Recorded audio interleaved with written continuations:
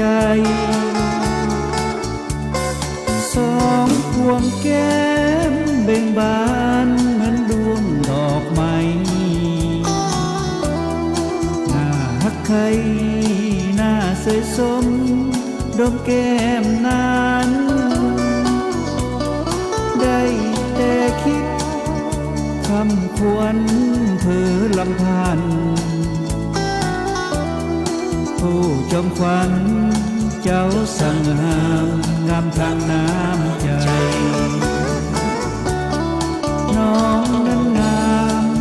เหมือนเอื้อยงามบ่มีผิดได้แต่คิดบ่ฮู้จะตัดสินใจสองน้องเอ้ยสร้างงามงามคู่กันไปฮักเอ้ยใหญ่ยังนางน้องผู้โสภาอุกใจนะ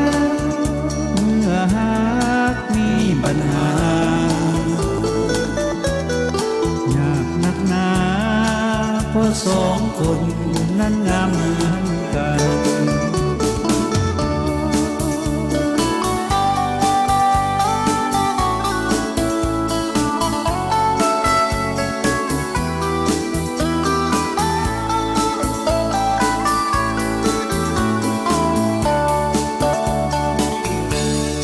น้องนั้นงาม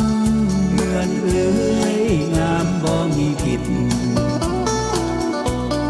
ได้แต่คิดบ่ฮู้จะตัดสินใจสองน้องเอ้ยสร้างงามงามคู่กันไปฮักเอ้ยใหญ่ยังนางน้องผู้โสภา